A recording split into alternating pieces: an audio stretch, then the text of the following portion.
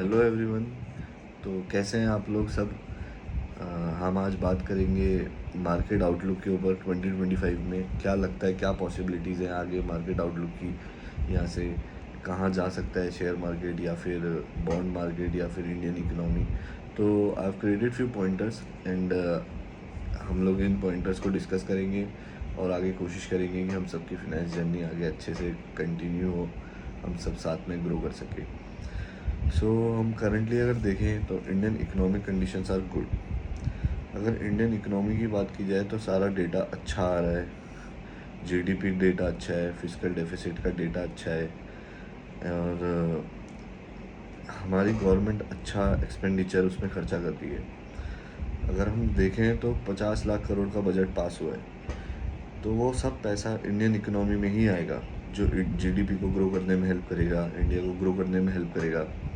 और वो पैसा घूम फिर के हम लोगों के आम आदमी के पॉकेट्स में भी आता है। फिर आम आदमी भी स्पेंड्स करता है तो कंज्यूमर स्पेंड्स भी बढ़ जाएंगे। तो कंज्यूमर स्पेंड्स बढ़ेंगे, ओवरऑल कंपनीज़ की भी इनकम बढ़ेगी, तो it will definitely help boost our Indian economy.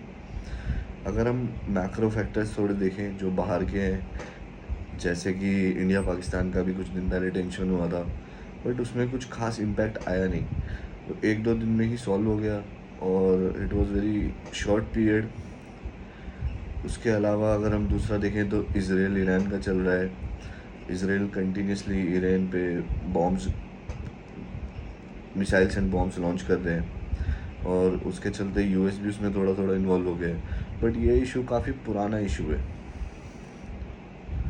अगर हम इस इशू को देखेंगे तो ये एक पुराना इशू हो गया है। तो इसका जो मेजर इम्पैक्ट है वो आज की डेट में मार्केट्स पे बहुत ज़्यादा नहीं आएगा, इंडियन मार्केट्स के ऊपर स्पेशली।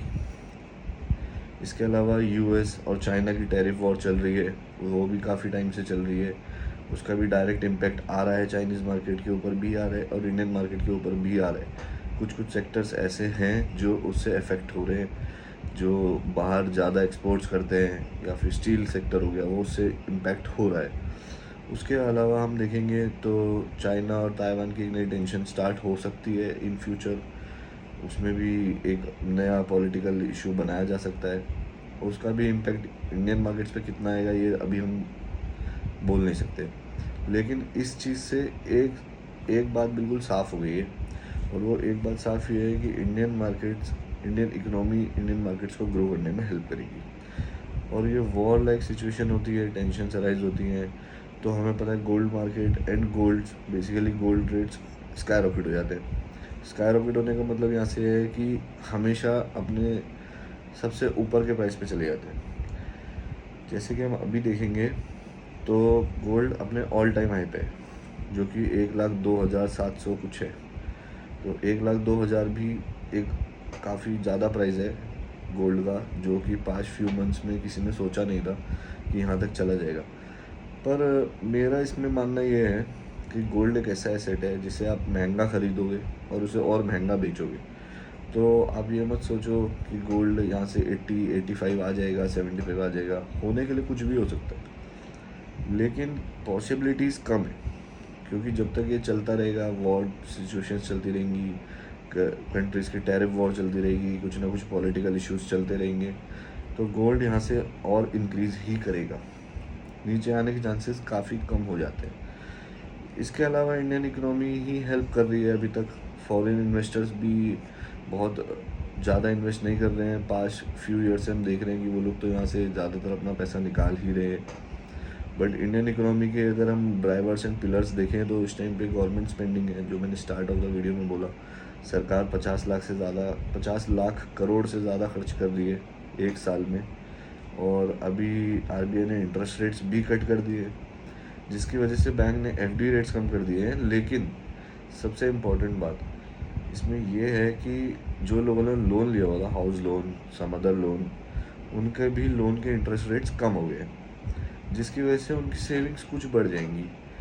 मान लेते हैं 1,500 रुपये, 1,500 रुपये भी अगर किसी के घर में एक्स्ट्रा बचते हैं, तो वो अपने किड्स पे, चिल्ड्रन पे स्पेंड करेगा या फिर बेसिक नीड्स में स्पेंड कर देगा।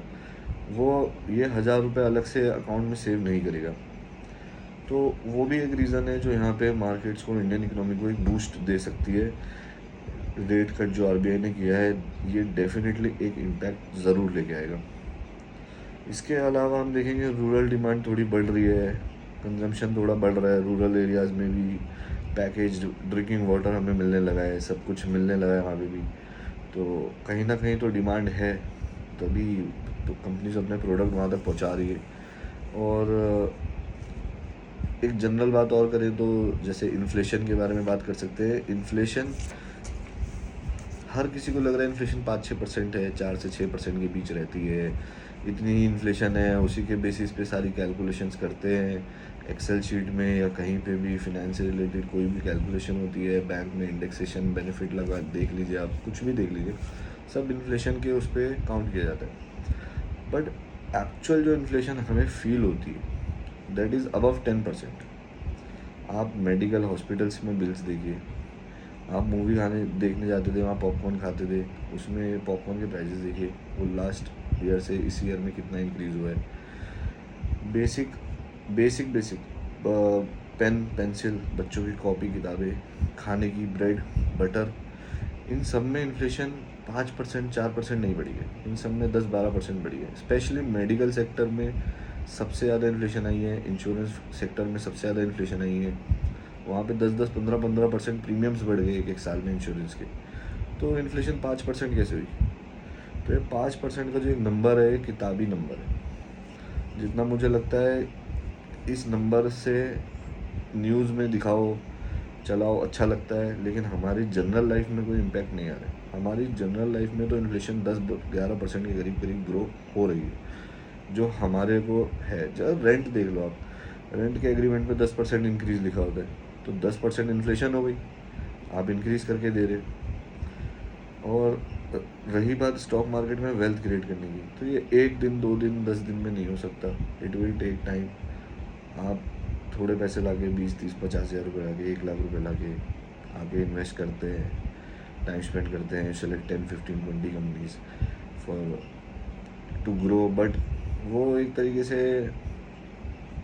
ज़्यादा करके, मतलब कोई लॉजिकल थिंकिंग के साथ नहीं है वो। बेसिकली मेरे कहने का मतलब ये है कि उसमें गैम्बलिंग ज़्यादा है। आपको कंपनी के बारे में नहीं पता, आपने छोटी कंपनी सेलेक्ट की, फिर थोड़ा सा कैपिटल डाला, अगर वो कंपनी डबल भी हो जाएगी तो आपके पोर्टफोलियो पे कुछ इम्पैक्ट ही नहीं आएगा, फिर वो खेल लगने लगेगा। और एक बार खेल खेलने लग गए तो फिर इन्वेस्टिंग आप भूल जाएंगे और आप इस खेल में लगे रह जाएंगे, 1 का 2 और 2 का 4 करने में, जो कि होगा नहीं, क्योंकि ये गेम रिटेल इन्वेस्टर्स के लिए है ही नहीं। ये सब इंस्टीट्यूशनल इन्वेस्टर्स के लिए है, जिनके पास हज़ार करोड़ से भी ज़्यादा रुपए है, डीप पॉकेट्स बोलते हैं इनको।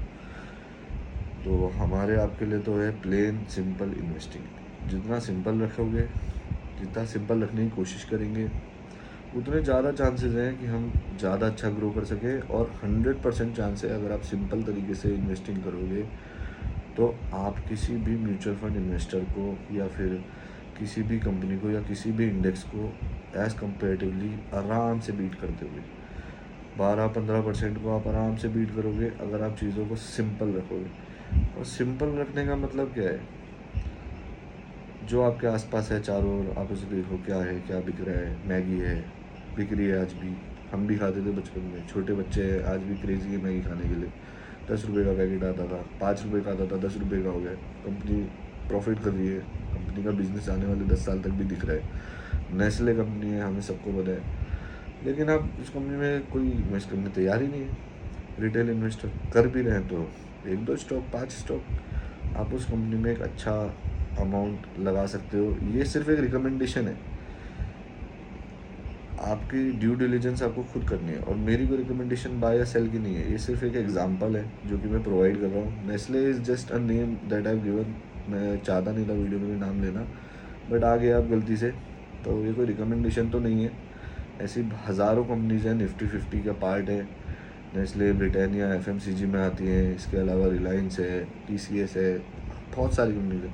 आप अपनी स्टडी करके आप कंपनीज देख सकते हो जो आपको पसंद है। बस मेरे कहने का मतलब ये है, try to choose a company जिसका प्रोडक्ट आप खुद यूज़ कर रहे हो, जो आपको चारों ओर लाइफ में दिखता है।